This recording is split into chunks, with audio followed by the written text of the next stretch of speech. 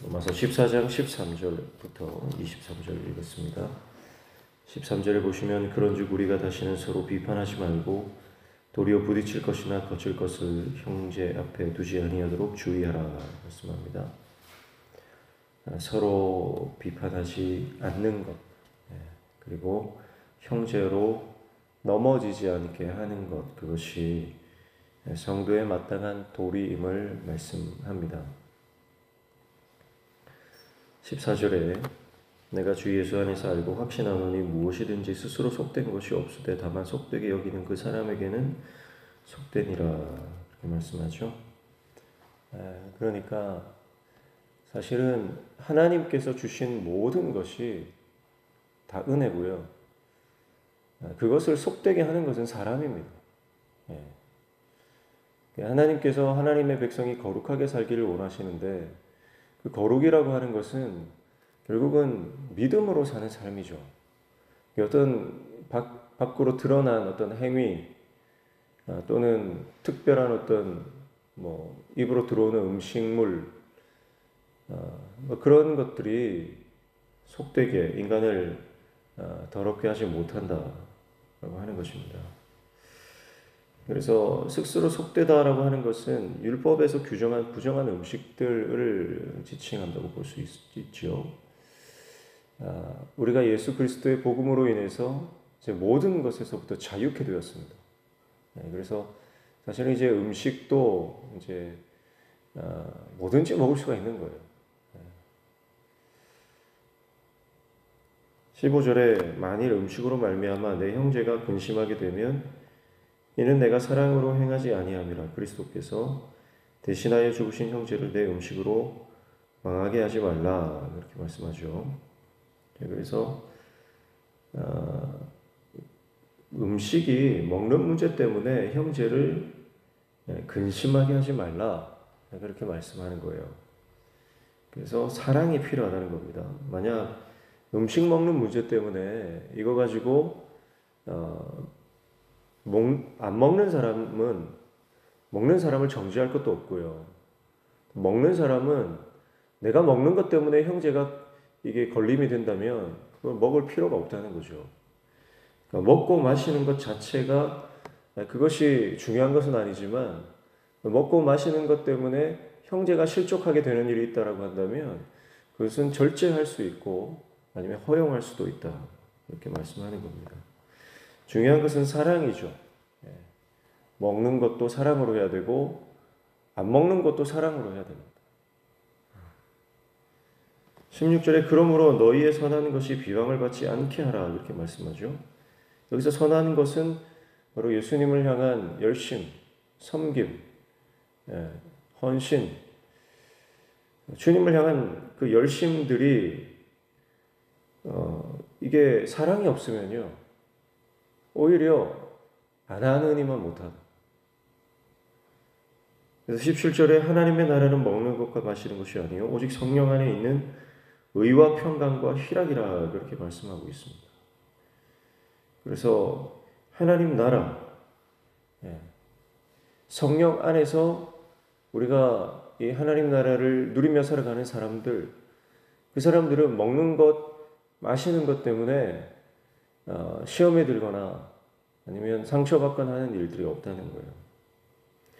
그래서 성령 안에 있는 자는 먹는 것, 마시는 것을 초월합니다. 눈에 보이는 것, 가시적인 것에 의해서 좌지우지 되는 것이 아니라 성령 안에 있는 의와 평강과 희락, 참된 하나님 보실 때 정말 선하고 의롭고 또 하나님 주시는 그 하늘의 평강과 기쁨을 누리면서 살아가는 인생이라는 거예요. 그런데 우리가 성령 안에 있지 않으면요 작은 것 하나 때문에 늘 걸림이 돼요.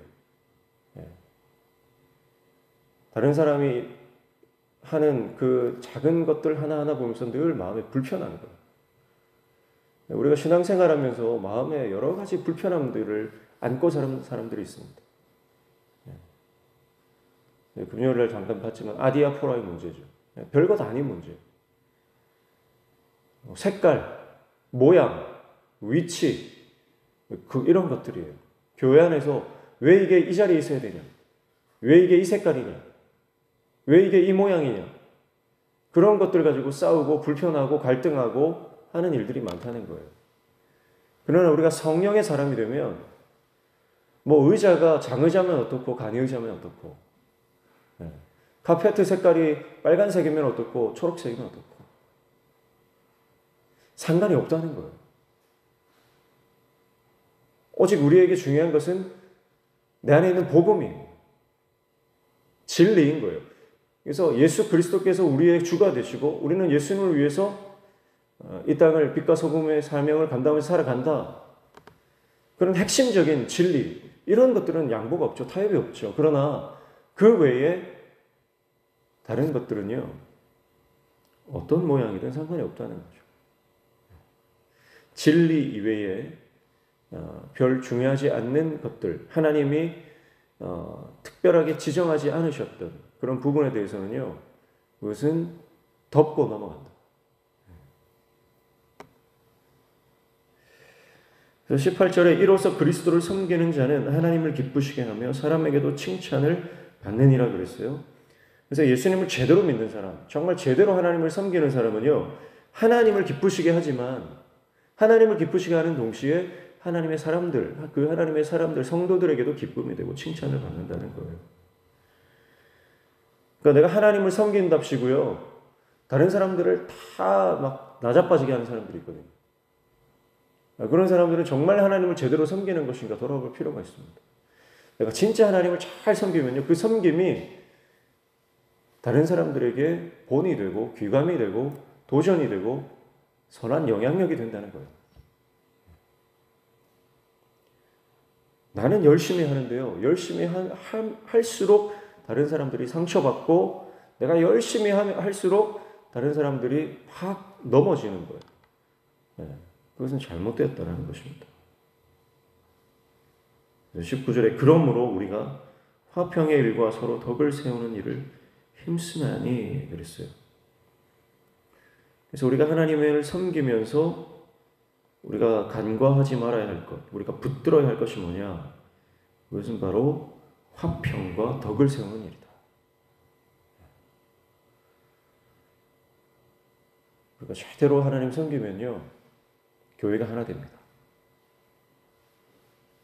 그래서 예수님께서 성도의 정체성을 말씀하실 때 빛과 소금이다 그랬어요. 빛과 소금. 소금과 빛, 빛과 소금. 이것은, 소금이라고 하는 것은 드러나지가 않는 거잖아요. 내가 드러나면 안 됩니다. 소금은 내가 다 녹아져야 돼요. 내가 사라져야 돼요. 그래야 하나 되는 겁니다. 그리고 하나님의 영광을 드러내는 거죠. 빛입니다.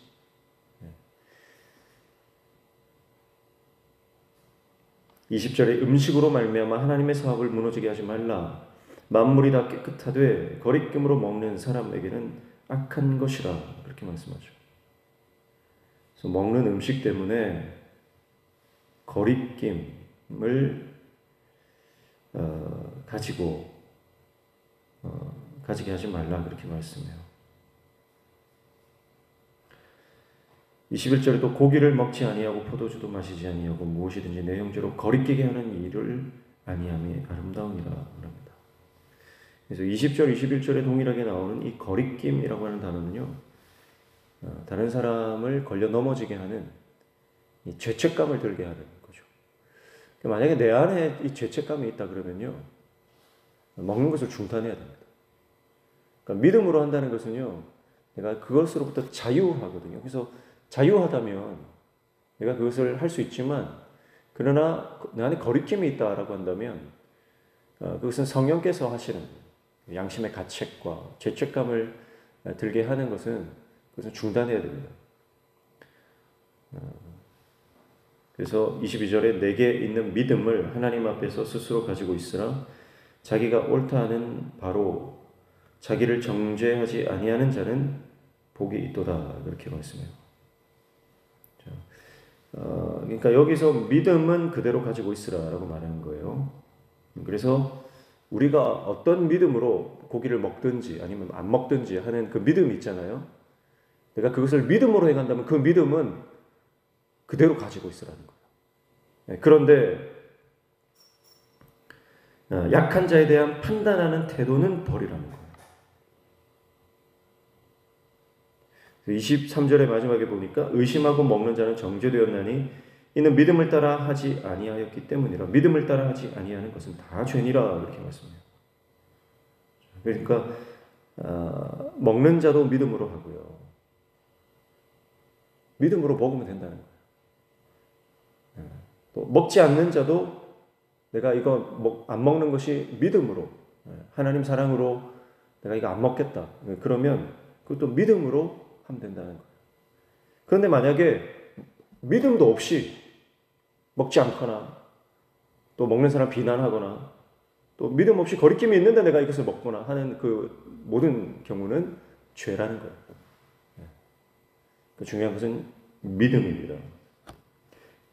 결론이 뭡니까? 성도에게 가장 중요한 것 믿음입니다. 믿음. 로마서의 주제이기도 하죠. 믿음.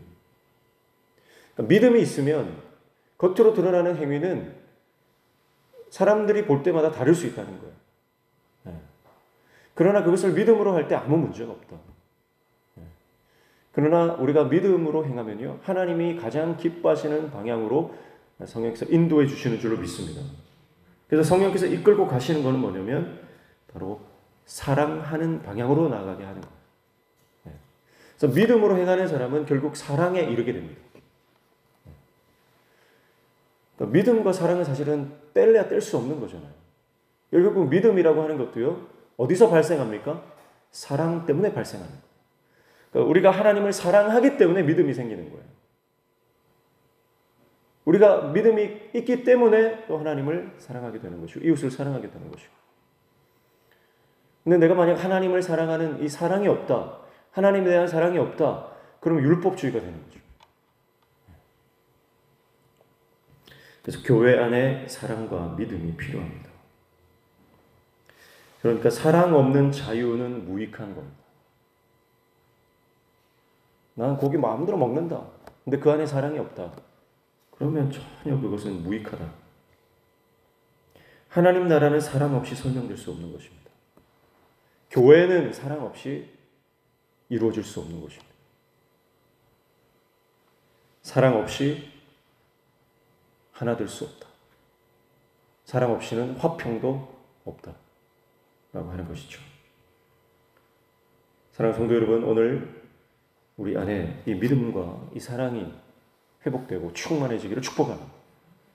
그래서 이 믿음으로, 이 사랑으로 교회 안에서 섬기고 우리가 주님의 일을 감당할 때에 우리의 그 믿음과 사랑을 통해서 교회가 하나 되고 연약한 자들이 세움받고 하나님 나라가 확장되어지는 놀라운 역사가 일어나게 될 줄로 믿습니다.